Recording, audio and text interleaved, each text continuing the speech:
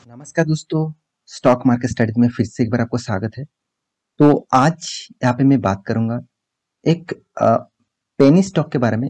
देखिए, penny stock में क्यों बता रहा हूँ, कंपनी अभी अराउंड 100 रुपीज के नीचे है। तो इसी बेसिस से देखा जाए तो ये एक पेनी स्टॉक जैसा है। तो कंपनी जो है वो एक्चुअली इलेक्ट्रिसिटी सप्लाई कंपनी है और वो भी कोलकाता बेसिस कंपनी है। तो कोलकाता इलेक्ट्रिसिटी सप्लाई कंपनीज है। तो इसी कंपनी के बारे में बात करूंगा जिसका नाम है CESC। तो CESC के बारे में बात करूंगा क्योंकि बहुत सारे दोस्तों ने कमेंट किया, सर इस कंपनी के ऊपर एक टारगेट रखा गया है और वो भी टारगेट जो दिया है वो HDFC ने दिया है, HDFC सिक्योरिटीज ने दिया है। क्या इस टारगेट को फॉलो करके मैं स्विंग ट्रेडिंग कर सकता हूँ? तो मैं पहले आपको डिस्क्लेमर दे दूं कि मैं कोई किसी का टारगेट तो मैं आपको दिखा दूंगा, हाँ जिसने टारगेट दिया उसको तो मैं दिखा दूंगा, मगर वो टारगेट आपको फॉलो करना चाहिए कि नहीं चाहिए उसके बारे में भी बात करूंगा। तो वीडियो को लास्ट तक देखिएगा, बहुत इंपॉर्टेंट होने वाला है। कुछ डेटा इस कंपनी के बारे में दिखाऊंगा जो आपको फ्यूचर में इस कंपनी के ऊपर ज्यादा से ज्यादा जानकारी देंगे और क्या इस कंपनी के ऊपर निवेश करना चाहिए, क्या इस कंपनी के ऊपर कंटिन्यू करना चाहिए, क्या इस तरीके से स्विंग ट्रेडिंग करना चाहिए। तो सारा इन्फॉर्मेशन आपके सामने क्लियर हो जाएगा। तो वीडियो को लास्ट तक देखिएगा और अभी तक आपने इस चैनल को सब्सक्राइब किए नहीं किया है तो जरूर सब्सक्राइब कर लीजिए, क्योंकि बहुत सारे दोस्तों ने इस चैनल को देखता रहता है, अभी तक सब्सक्राइब नहीं किया। तो आपको मैं रिक्वेस्ट करूंगा, तो आपने अभी तक सब्सक्राइब नहीं किया तो जरूर सब्सक्राइब कर सकते हैं।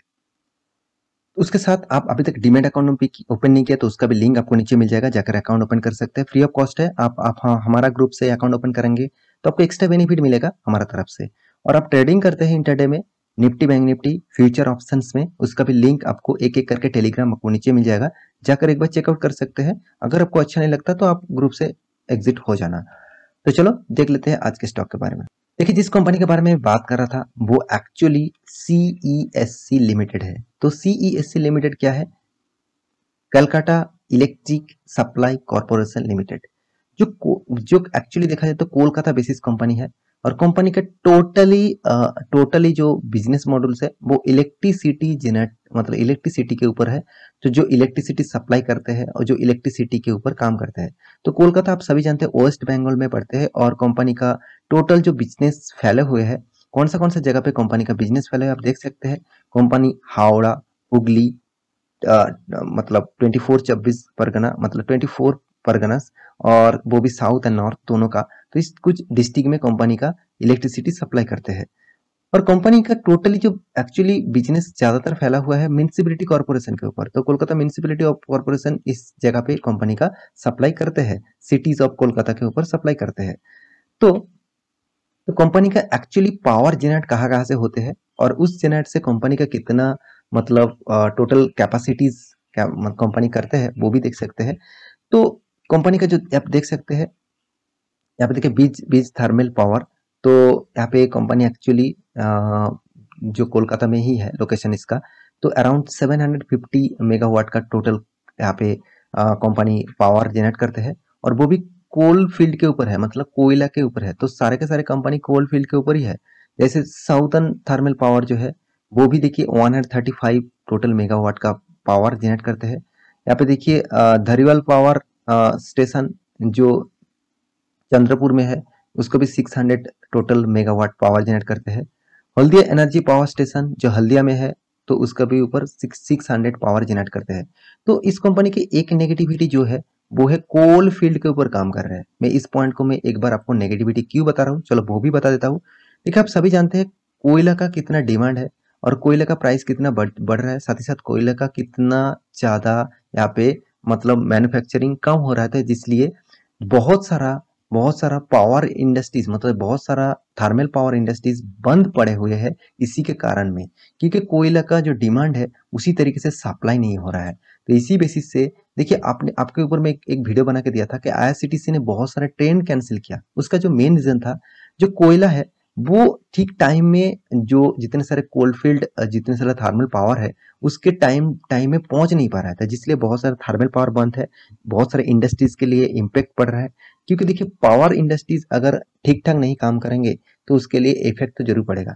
तो मैं क्यों क्यों इस कंपनी के ऊपर नेगेटिविटी जरूर कह रहा हूँ, क्योंकि देखिए कंपनी अलग सेक्टर से जुड़े नहीं रहा है, कोल फील्ड के ऊपर भी काम कर रहा है। तो गवर्नमेंट कभी ना कभी डिसीजन लेंगे कि कोल फील्ड का जो टोटल थर्मल पावर है वो फ्यूचर में बंद करना पड़ेगा, क्योंकि इससे सबसे ज्यादा पॉल्यूशन कोल फील्ड के माध्यम से होते हैं। तो मेरे हिसाब से इस कंपनी फ्यूचर ओरिएंटेड कंपनी नहीं है। देखिए मेरे हिसाब से, मैं आपको ये नहीं करो कि कल जाके इस कंपनी के ऊपर शेयर बेच देना कि कंपनी खराब हो गया, ऐसे में नहीं कर रहा हूँ।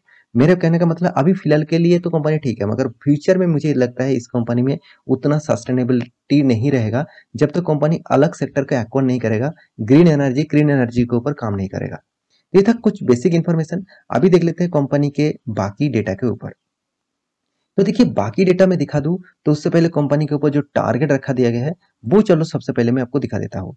तो कौन सा न्यूज चैनल के माध्यम से डेटा दिखा रहा है? द इकोनॉमिक टाइम्स, कोई छोटा मोटा कंपनी नहीं है, इंडिया के लार्जेस्ट एक मतलब ई न्यूज देने वाला कंपनीज है।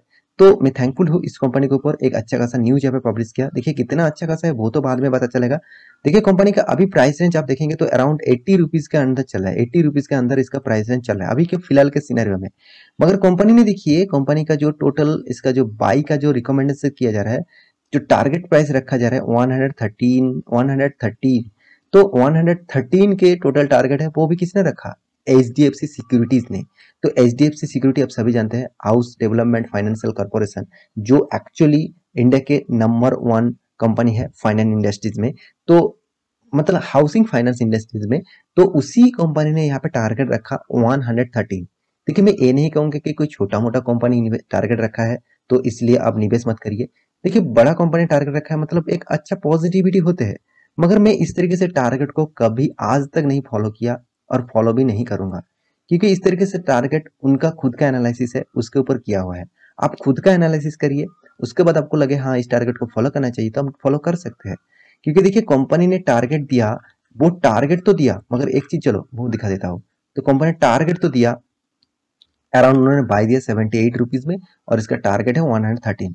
मगर एक चीज यहाँ पे आपको नोटिस अपने करेंगे तो कोई भी स्टॉप लॉस और कोई भी टाइम पीरियड, मतलब कोई भी टाइम पीरियड यहाँ पे नहीं है जो कितने दिनों के बाद इस टारगेट को पहुंच पाएंगे।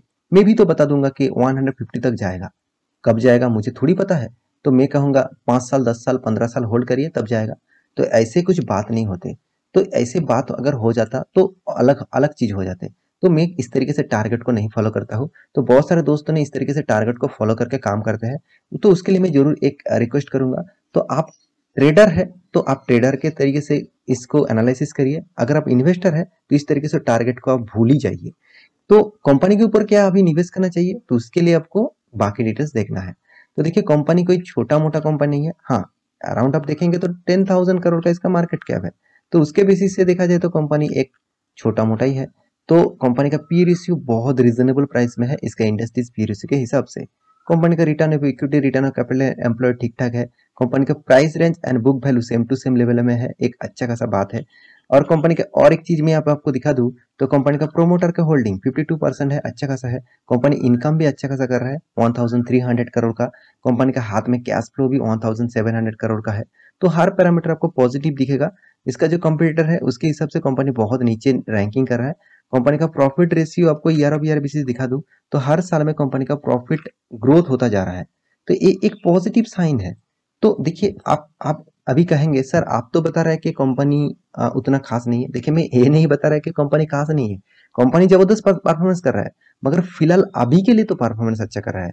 मुझे लगता है फ्यूचर में अगर कंपनी कोल फील्ड के ऊपर ही काम करेंगे तो थोड़ा सा दिक्कत आ सकता है, क्योंकि गवर्नमेंट का पॉलिसीज सिर्फ इंडिया के लिए नहीं चलेगा, वर्ल्ड के लिए चलेगा। वर्ल्ड का जो रूल्स जब कोई डिसीजन लेंगे तो उसी के बेसिस से हर कंट्री को काम करना पड़ेगा, तो उसके दायरे पे रख के ही काम करना पड़ेगा। तो उसके बेसिस से देखा जाए तो थोड़ा सा रिक्सी गेम फ्यूचर में इस कंपनी को देखने को मिल सकता है। देखिए कंपनी का प्रॉफिट जो रेशियो, परसेंटेज जो रेशियो पॉजिटिव रिटर्न दिया, कोई नेगेटिविटी रिटर्न नहीं है। तो इन्वेस्टर के बारे में बात करूँ तो देखिए इन्वेस्टर भी इस कंपनी के ऊपर निवेश तो अच्छा खासा करके रखा, मगर देखिए इन्वेस्टर पहले तो 15% 17% इन्वेस्ट करके रखे थे एफआईएस ने, अभी वो 13% तक पहुंच गया। डीएस के पास करीबन 24% होल्डिंग था, अभी वो 20% तक पहुंच गया। पब्लिक के पास 10% था, पब्लिक माल बढ़ा चुके हैं, स्टेक बढ़ा चुके हैं 13% तक। प्रोमोटर के पास पहले से भी जिस तरीके से होल्डिंग था उसी तरीके से होल्डिंग है। तो मैं इस कंपनी के ऊपर सारे पैरामीटर आपको दिखा चुका हूँ। सर एक चीज और मैं दिखाने वाला हूँ, कंपनी आपको स्प्लिट तो दिया, मार्जर भी डील दिया बहुत बार, साथ ही साथ डिविडेंड भी दिया। तो कंपनी अभी तो फिलहाल के लिए अच्छा खासा परफॉर्मेंस कर रहा है। इसका चार्ट पैटर्न आप देखेंगे तो देखिए यहाँ पे जो स्टॉक ने यहाँ पे देखिए लॉकडाउन जब स्टार्ट हुआ था 2020 में यहाँ पे गिरावट हुआ था। उसके बाद देखिए रिकवरी किस तरीके से किया, रिकवरी उतना तेजी मुझे रिकवरी नहीं देखने को मिला। तो फिर भी चलो अच्छा खासा रिकवरी किया। उसके बाद देखिए स्टॉक का प्राइस अभी इस लेवल में चल रहा है, जो 900 मतलब 900 तक चल रहा था, वो कंपनी अभी आपको 70-80 रुपीज में देखने को मिला। इसका कारण है कंपनी ने स्प्लिट किया, तो इसीलिए कंपनी ने यहाँ पे प्राइस रेंज नीचे आ गया। तो इसका मतलब ये नहीं कि कंपनी खराब हो गया, ऐसे कुछ नहीं। मगर यहाँ पे देखिए कंपनी का चार्ट पैटर्न देखेंगे तो कंपनी अभी भी साइड बेसिस पैटर्न में काम कर रहा है, उतना खास ग्रोथ नहीं है इस कंपनी के ऊपर। तो मैं जरूर कहूंगा आपको पावर इंडस्ट्रीज के ऊपर कोई भी कंपनी के ऊपर निवेश करना चाहिए। तो आप इस कंपनी के ऊपर मतलब उतना पॉजिटिविटी मुझे नहीं दिखता है। तो आप कंटिन्यू करना चाहते हैं तो कंटिन्यू कर सकते हैं, कंपनी में अभी तक कोई खराबी नहीं है। फ्यूचर में अगर खराबी आए तो आपको मैं पहले से ही नोटिफिकेशन दे दूंगा, पहले से ही वीडियो बना के दूंगा। तो इस पेनी स्टॉक के जितने सारे इन्फॉर्मेशन था मैं आपके सामने रख चुका हूँ, और भी बहुत सारे इन्फॉर्मेशन है, सारे के सारे इन्फॉर्मेशन आपके सामने लेके आऊँ तो वीडियो 1 घंटा से भी ज़्यादा हो जाएगा। तो आशा करता हूँ सारी जानकारी आपको मिल चुका है। तो मेरे इस वीडियो कैसे लगा तो मुझे कमेंट जरूर करिएगा, और जितने सारे दोस्त मेरे वीडियो कंटिन्यू देखते रहते हैं और अभी तक चैनल को सब्सक्राइब नहीं किया तो मैं रिक्वेस्ट करूंगा तो जरूर सब्सक्राइब कर लेना, क्योंकि इस तरीके से इन्फॉर्मेशन आपको हमेशा मिलने के लिए चैनल को सब्सक्राइब जरूर करिए। मिलते हैं नेक्स्ट व्लॉग लेकर, तब तक के लिए अच्छे से रहिए, अपने ख्याल रखिए।